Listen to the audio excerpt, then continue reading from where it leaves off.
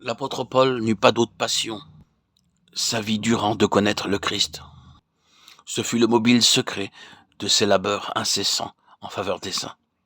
La connaissance de Christ est le cœur et le pivot de l'épître aux Hébreux. C'est l'essence même de la nouvelle alliance. Afin de le connaître lui, Philippiens 3,10. Quant au Seigneur Jésus lui-même en tant que Fils de l'homme, c'est dans sa connaissance de Dieu que gît le secret de sa vie terrestre, de son ministère étonnant, de sa patience, de sa sérénité.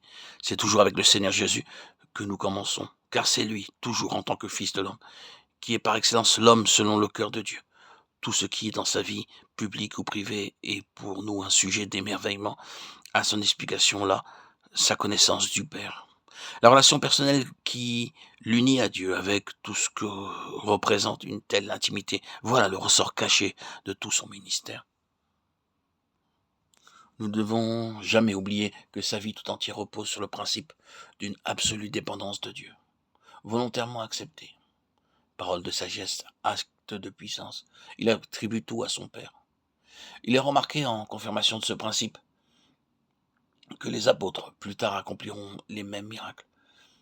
Il ne s'ensuit pas qu'il y ait égalité entre eux et lui. Sa divinité demeure. Il reste Dieu manifesté en chair. Mais s'il accepte en revêtant notre humanité les limitations et la dépendance qui sont le propre de l'homme, c'est précisément pour rendre possible la manifestation de Dieu. C'est-à-dire pour rendre possible parmi les hommes une expression de Dieu. Il y a dans sa personne un côté humain en vertu duquel il ne peut rien faire de lui-même. Jean 5, 19.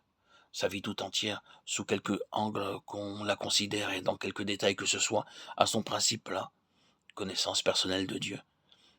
Qu'il s'agisse des paroles qu'il prononce, des œuvres qu'il accomplit, des hommes avec qui il a affaire.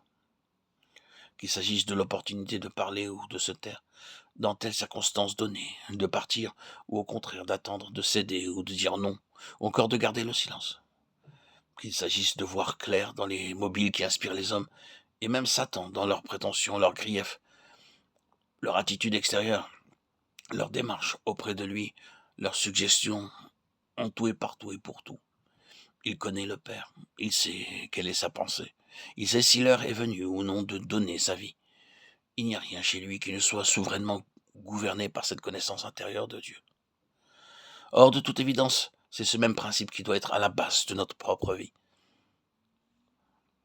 La révélation de la pensée divine sur ce point est en effet parfaitement claire, que ce soit dans les actes pour le côté pratique de la question, que ce soit dans les épîtres pour le côté doctrinal. Les nombreux témoignages de l'Écriture sainte ne laissent subsister aucun doute à cet égard.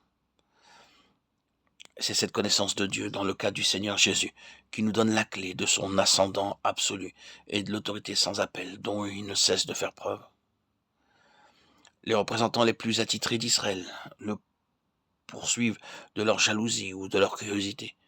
Et en définitive, c'est une question de connaissance qui précipitera le dénouement. Tu es le docteur d'Israël et tu ne sais pas ces choses. Il y a quelqu'un pour qui les questions vitales n'ont pas de mystère, et Nicodème se rend bien compte que l'autorité de celui-là est supérieure à celle des scribes, non seulement en degré mais en nature. Vers la fin de cet évangile, qui fait une place si grande précisément à cette question-là, le mot connaître apparaît quelques 55 fois dans l'évangile de Jean. Notre Seigneur fait cette déclaration: la vie éternelle, c'est qu'ils te connaissent toi, le seul vrai Dieu, et celui qui tu as envoyé, Jésus-Christ. Jean 17, 3. Ce qui ne veut pas dire simplement que la vie éternelle est donnée sur la base de cette connaissance. La vie peut exister bien que la connaissance soit très restreinte, mais la vie dans sa plénitude dépend étroitement de cette connaissance. Croître dans sa connaissance aura toujours pour effet un accroissement correspondant de sa vie en nous. Il y a une action réciproque de l'une sur l'autre. La connaissance engendre la vie et la vie développe la connaissance.